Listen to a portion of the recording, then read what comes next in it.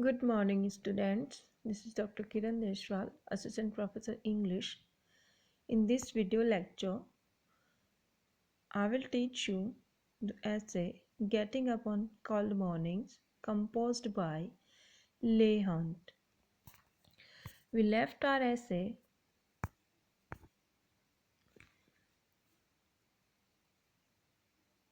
on Stone Cold, where the author says that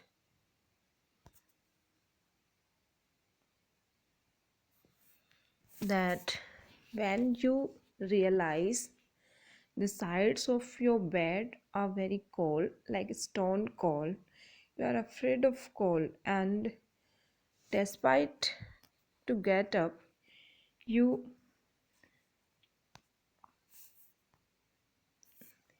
you you lost your courage of getting up, and you want to spend some more time in your bed.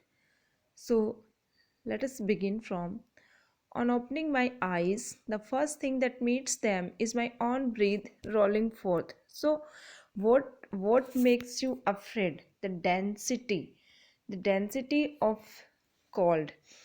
So it happens in cold days.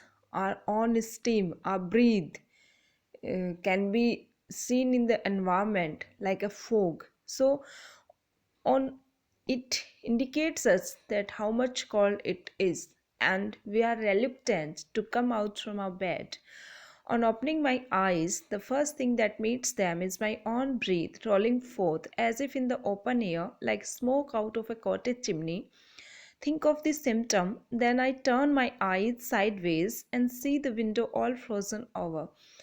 Dear girls, here the writer is telling that when I open my eyes in the morning, the first of all, you breathe in the air, and you can look at your breath. It's steaming all over in the environment. It shows that it is very cold, and this feeling that it is very cold outside, it um, stops you to get up.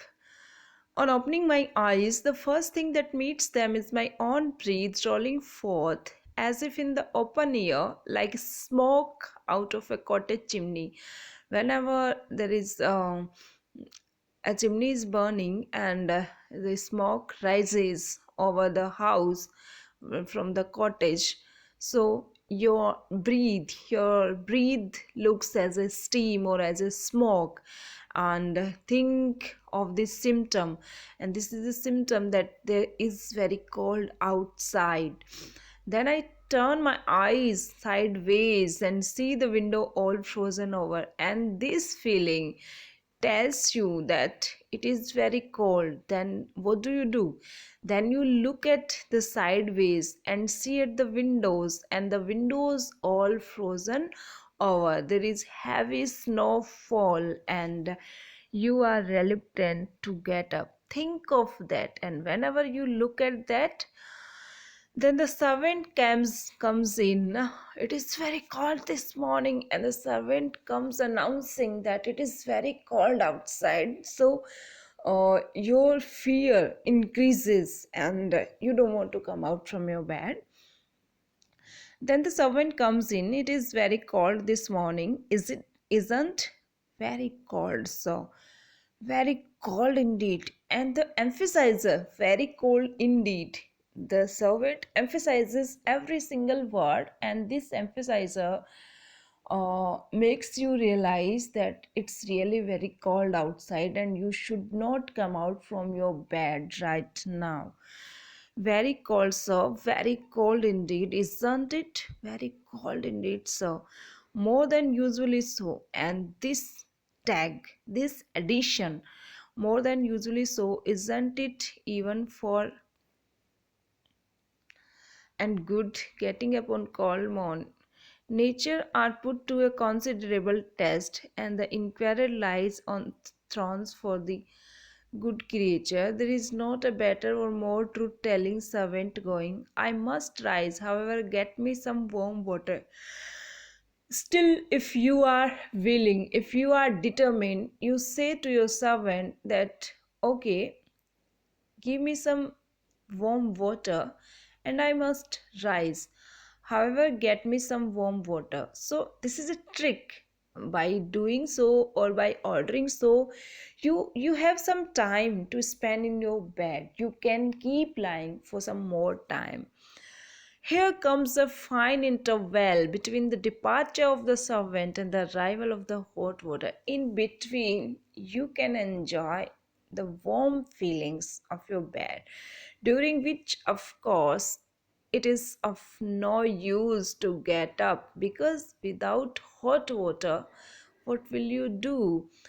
The hot water comes, but the joy is temporary, and the hot water comes, your servant brings hot water for you as you have ordered. Is it quite hot? Yes, sir. Perhaps too hot for shaving. Might be, sir. I must wait a little. Again, you are playing tricks. You are you want to spend some more time in your bed. You are reluctant, you are unwilling to come out. So, what do you order? You say that perhaps the water is too hot for saving. I must wait for a little. I must wait for a little. Please put it aside and let it get a little bit cool. No, sir, it will just do. It is okay. And this is an overnice property sometimes. An officious zeal of virtue, a little troublesome, and things becomes troublesome for you because you don't want to come out. Oh, the shirt you must wear. My clean shirt. Linen gets very damp this weather. Yes, sir. Here another delicious 5 minutes. The shirt very well. My stockings, I think these stockings had better be air too. So you keep ordering your servant about things, and you keep delaying and you keep lying, and you are unwilling and you are reluctant. Ask you order him to air your shirt, to air your lining, to air your stockings, and he is doing everything very quickly. Very well, sir. Here another interval. At length, and you get a break of 5 minutes. You need not to get out from your bed for 5 minutes more. At length, everything is ready except myself. But the result is that the servant is doing everything and everything is ready, and now everything is waiting just for you. So, at length, everything is ready. The author says that finally everything is ready, and I'm not ready except myself. I don't want to come out from my bed. I'm very reluctant and I am unwilling. And now continues are incumbent. Incumbent means a happy word by the by for a country vicar. I now cannot help thinking a good deal. Who can? Then you motivate yourself that I must get up. If I won't, who will? Upon the necessary and villainous custom of saving. Who has started this custom of saving? Why do people save in such a cold morning? It is very torturous. It is a thing so unmanly. Here I nestle closer and so effeminate, and it seems to me like I'm a coward. There are effeminate symptoms in me. Here I recoil from an and shaving every single morning makes you fair, and you have your face like a woman, and it's an effeminate feeling. Here I recoil from an unlucky step into the colder part of the bed. But the author has to come out from his bed, and here I recoil from an unlucky step into the colder part of the bed. Finally, you have to come out No wonder that the Queen of France took part with the rebels against the degenerate king. Her visage with a face like her own. The Emperor Julian never showed the luxuriancy of his genius to better advantage than in reviving the flowing beard. So he says that why it is customary now, why I have to save when Adam didn't, when Emperor Julian didn't, when all these great men were free of doing all these things. Why should I? Never showed the luxuriancy of his genius to better advantage than in reviving the flowing beard. He just kept on reviving his beard. Look at Cardinal Bembo's picture, at Michelangelo's, at Titian, at Shakespeare's, at Fletcher's, at Spencer's, at Chaucer's.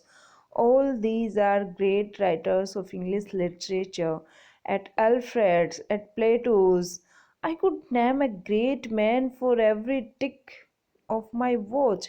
There are lots of great people, lots of literary persons from history. None of them shaved. Then why do I have to do this? So it's very funny.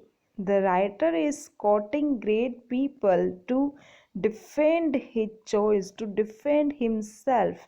He don't want to save in such a cold morning. He want to make himself free from this torturous custom.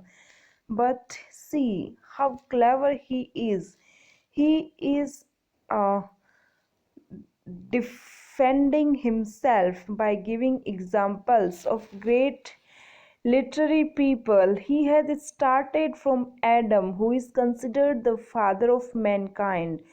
Adam never had to save, and just like that, many emperors who ruled England and Europe and France and Italy, they never had to do this torturous custom, like Emperor Julian, like Michelangelo, like Cardinal Bamboo, like Shakespeare, like Fletcher, like Spencer, like Chaucer, like Alfred, like Plato. None of them had to save. All of those people were free from this custom. Then why this author has to do this? So this is the pain of the author. He and somewhere he is very true in saying so. Whenever there is very cold in our environment, we people also become reluctant and unwilling to come out from our beds, and we don't want to leave that comfort and cozy space. So uh, whichever action which we have to do, we question of its validity, of its um, appropriateness, of its aptness.